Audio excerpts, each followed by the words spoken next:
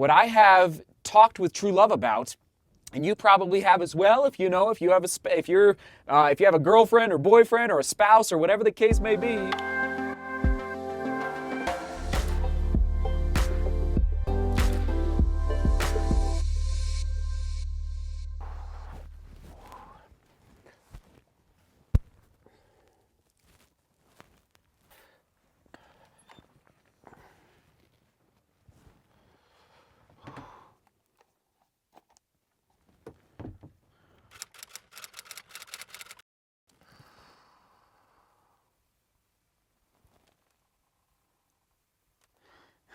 Okay, in case you're wondering what is going on here, it is now 6:22 a.m. in the studio, and we watched the half marathon world championships.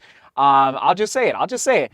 Cheptegei did not win, did not set a world record. It was Chelimo from Uganda. In fact, I'll put it on the screen right now. The men and the women, the winners, and Chelimo. I'm telling you, everybody, if you have a chance to go back and watch some of the footage, his stride was just unbelievably smooth.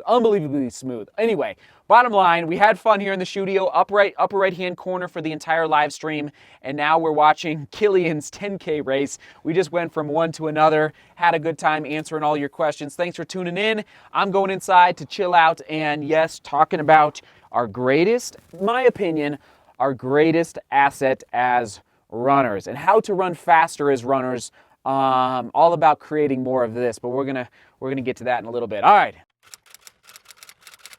Here we go into the studio. It's about 12 hours later. Oh, time.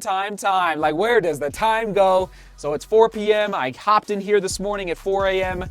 We're back from the soccer game, and yes, congrats, boys, champions of the league, unbelievable. So I started my running life as a soccer player. That's right. I'll tell the story because I haven't told it in a little while. I was probably 4 feet 11 inches in sixth grade before I started growing just a little bit, and probably weighed like 90 pounds. I was asked in sixth grade to do a corner kick, okay? So to kick it from the corner toward the goal. I have no idea why the coach asked me to do the corner kick, and I gave it, I backed up, and with all of my 90 pounds and gave it as hard a kick as I could. And yes, the ball ended up about halfway to the goal, maybe. Nowhere near any of my teammates.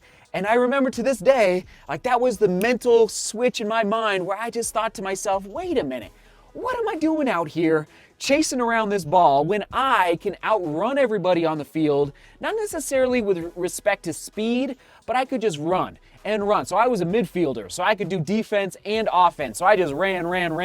And anyway, that was my foray into running, was realizing, you know what, we're just going to eliminate the soccer ball and just start running, specifically cross country. Best decision I've ever made. Best decision. Actually, I bet there's other people out there watching. Maybe let me know in the comments if that's how you got your start into running. As we transition further into 2020 and yes, eventually into 2021, I have been in this reflective mode, as we talked about last week, and I'm prepping my training plan. It's not quite done, but prepping my training plan for the half marathon. And I've just been thinking, what is, if I could boil it down to one, what I'm calling an asset in my, let's say, toolbox as a long distance runner, what do I consider to be my most valuable asset? And I don't mean like technologically or even gear, not with that stuff. I'm talking about more almost in my daily living is how I'm going to boil it down. So, question of the day, and this might, maybe you might have to hit pause. What do you consider to be your greatest asset as a long distance runner? Now, you might have to listen to my answer to get an idea of where I'm going with this. But here we go. For me, as I, 35, 4 boys in the house, a house to, a mortgage, like everybody, everybody has bills to be like, we have a ton of responsibilities in this world. Outside of running, and even just going up to the mountains this past yesterday to visit my brother, I just been thinking about, yes, the greatest asset, and you're going to have different answers down below in the comments, excited to read them, but for me, I consider my greatest asset that I've created yes, that I have chosen, that I have fought for, that I have tried to instill into everything that I do. Yeah, whether, oh my goodness, I just made this connection.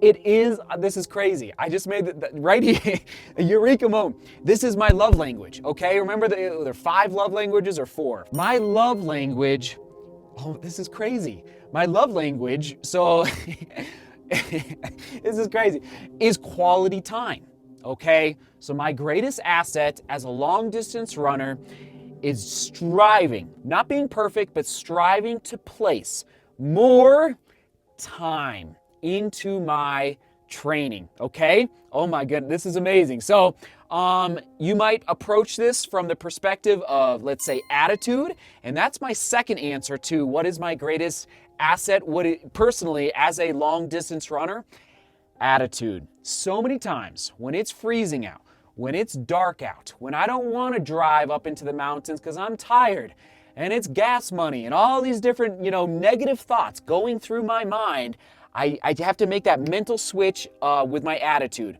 But more importantly, what I have talked with True Love about, and you probably have as well, if you have a girlfriend or boyfriend or a spouse or whatever the case may be, like you have to have that conversation about time. And thankfully, True Love is the best support in the world. Like she gets it. She understands that I am very, very, like you saw this morning in the live stream, I'm very, very passionate about running and long distance running and helping, I hope, True Love and hopefully some folks out there as well create that spark inside of, I'm still tired because I didn't take a nap this morning. Create that spark inside of yourself for this sport of long distance running.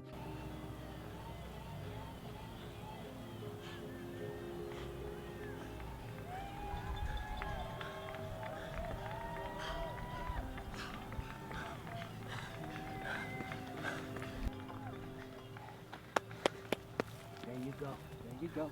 Nice and easy, nice and calm, nice and calm, nice and calm.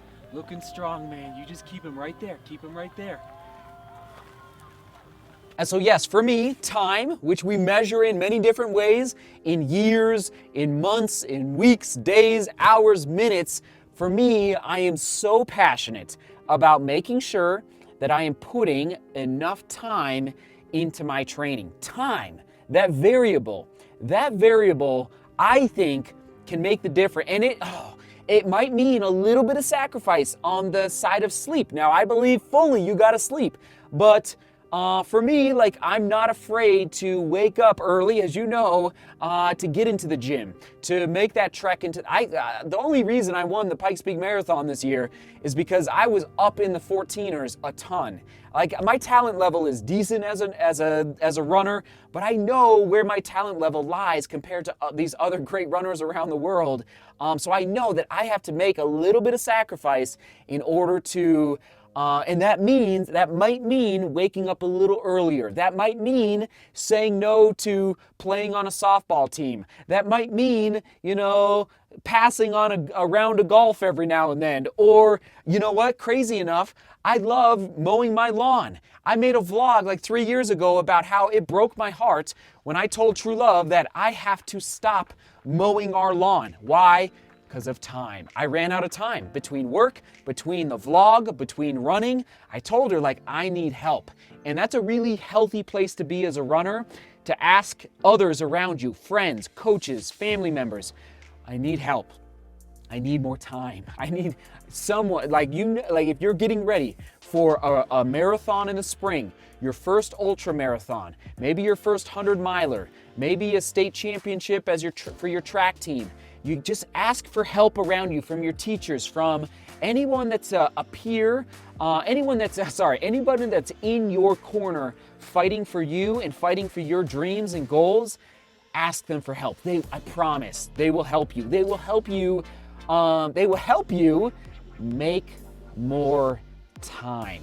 And True Love and I have done this in different ways, different strategies, including hiring a lawn mowing company, including including, gosh, crazy. Me paying the boys like $1 a week to water the flowers outside the house. Like it takes 20 to 30 minutes to water our flowers. Anyway, I digress.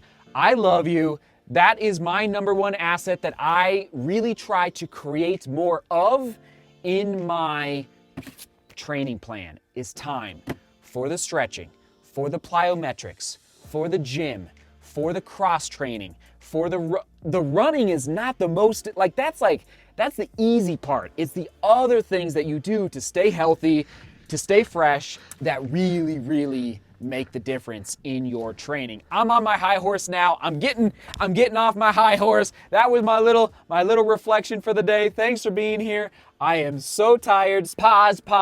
I just remembered I created a graphic on Instagram, Facebook, Twitter yesterday, but I wanted to share it here in the vlog as well. Here's a little graphic from today's race over in Poland. In case you're interested in looking at it, studying it a little bit, you can rewind the vlog and check it out. Anyway, just kind of interesting. I basically said Adidas versus Nike. It'll be interesting to see, yes, how these shoes impact the times in 2021. You better believe it. All right, thanks for being here. Thanks for watching. We'll toss it to today's live stream. Right there. Onward and upward. All right, seek beauty, work hard, and love each other. See you tomorrow.